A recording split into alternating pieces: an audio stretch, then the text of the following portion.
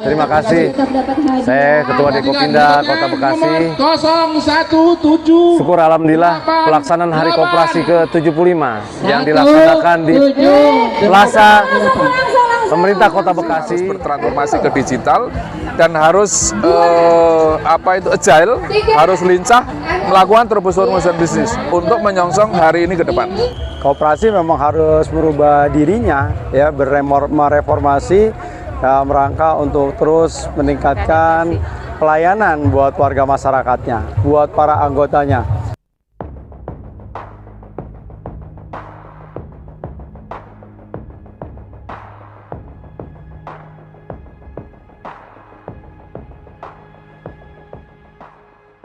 Dewan Koperasi Indonesia Daerah Kota Bekasi menggelar Hari Koperasi Nasional yang ke-75 tahun, berlangsung di halaman Plaza Pemerintah Kota Bekasi, Kecamatan Bekasi Selatan, Kota Bekasi, Jawa Barat pada Minggu pagi tanggal 14 Agustus 2022. Acara dihadiri PLT Wali Kota Bekasi Tri Adianto, Wakil Ketua Umum Dekopin, Agung Sujatmoko, Ketua Dekopinda Kota Bekasi Ade Ardiansyah, Kepala Dinas Koperasi UKM Kota Bekasi, dan seluruh anggota Dekopinda. Terima kasih. Saya Ketua Dekopinda Kota Bekasi. 017. Syukur alhamdulillah pelaksanaan Hari Koperasi ke-75 yang dilaksanakan di Plaza Pemerintah Kota Bekasi. Dihadiri oleh Bapak PLT Wali Kota Bekasi, Bapak Tri Adianto Cahyono, dengan seluruh jajaran Ibu Soleh. ASN di Pemerintah Kota Bekasi. Dalam pelaksanaan Harkop sangat meriah. Saya selaku Ketua Dekopinda merasa bangga bahwa gerakan koperasi peduli dengan Hari Koperasi. Karena sudah 2 tahun lebih kita selaku gerakan koperasi tidak melaksanakan kegiatan-kegiatan berkumpul seperti ini. Ini merupakan puncak dari Hari Koperasi yang ke-75 tingkat Kota Bekasi.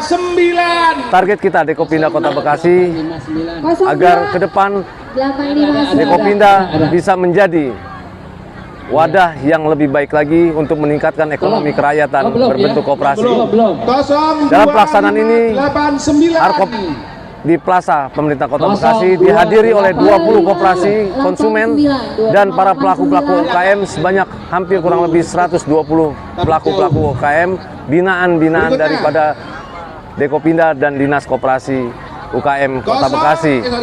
Dengan transformasi koperasi untuk ekonomi di Kota Bekasi, kami mengharapkan agar milenial, kaum pemuda, ibu-ibu untuk lebih mengetahui apa itu berkoperasi. Itu yang mungkin bisa saya sampaikan. Terima kasih.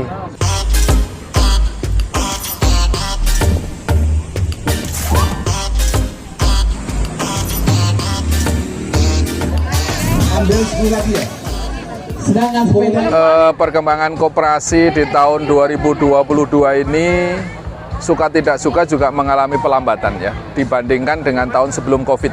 Kenapa mengalami pelambatan? Karena ketika Covid selama hampir 2,5 tahun lebih ini sekarang ini mulai recovery kembali. Jadi menata ulang, membangun kembali, menginisiat lagi beberapa macam bisnis di koperasi yang bisa dijalankan.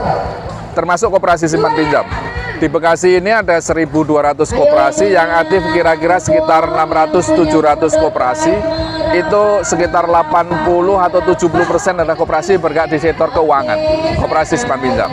Nah ini suka tidak suka juga harus melakukan perubahan-perubahan. Yang dilakukan oleh Dewan Koperasi Indonesia itu adalah mendorong untuk proses transformasi digital. Transformasi digital untuk pengelolaan bisnis dan transformasi digital untuk pengelolaan organisasinya. Kenapa? Ada alasan yang mendasar. Pertama, bahwa semua pelaku bisnis sekarang sudah berdigital. Koperasi ini rata-rata usia anggotanya itu sudah 40-50 tahun ke atas. Kalau tidak berdigital, maka bisnisnya yang digandrungi oleh para generasi milenial dan zilenial ini akan hilang. Mereka mau membeli apa-apa sudah ada online, ada GoFood, ada GrabFood, ada Shopee dan sebagainya. Nah, koperasi belum masuk di situ.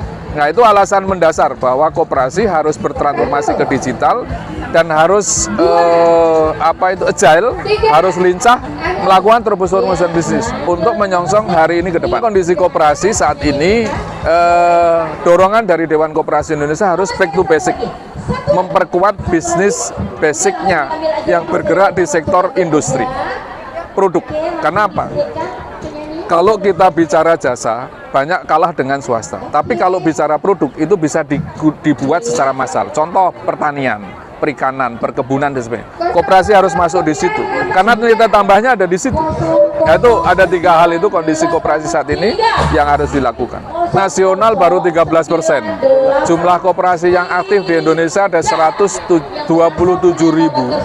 Baru 13% yang bertransformasi digital. Jadi masih banyak ruang yang terbuka untuk transformasi digital. Dewan Koperasi Indonesia sudah bekerja sama dengan beberapa pihak pengembang aplikasi digital yang itu sudah mulai sekarang menggerakkan, termasuk bagaimana mendorong, mengajak para generasi milenial untuk berkoperasi. Ini bagian dari proses untuk sosialisasi dan advokasi. Jadi fungsi Dewan Koperasi Indonesia itu ada 3, fungsi advokasi, fungsi fasilitasi, dan fungsi edukasi. Fungsi advokasi itu memberikan advokasi kepada pemerintah, kepada masyarakat, untuk pemerintah berpihak membangun koperasi melalui kebijakannya, dan masyarakat disosialisasikan bahwa koperasi bisa memberikan dampak yang positif bagi ekonomi dan kehidupan sosialnya. Setelah itu, ini juga bagian dari fasilitasi. Karena apa? Banyak UKM yang ikut terlibat di situ, kumpul dalam satu kegiatan. Jadi kegiatan seperti ini diwajibkan.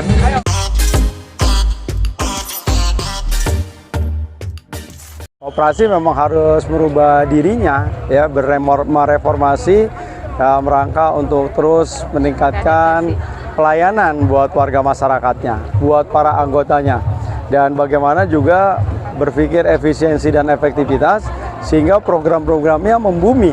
Nah, salah satunya adalah dengan alat, salah satunya dengan program, ya. Dan oleh karena itu, saya kira pemerintah Kota Bekasi akan memberikan fasilitasi, ya, edukasi, literasi buat koperasi-koperasi untuk beralih ke dunia digital. Kita akan terus perkuat keekonomian kerakyatan, karena di situ adalah bahwa ada hal yang luar biasa, bahwa ada satunya kebersamaan gotong royong di antara para anggota yang ada.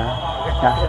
Ketua Panitia Pelaksana Hari Koperasi Nasional Daerah Kota Bekasi tahun 2022, Dedi Juanda, menyampaikan terima kasih atas semua pihak yang telah mendukung dan mensupport sehingga acara puncak Hari Koperasi Nasional tahun 2022 berjalan dengan baik dan sukses.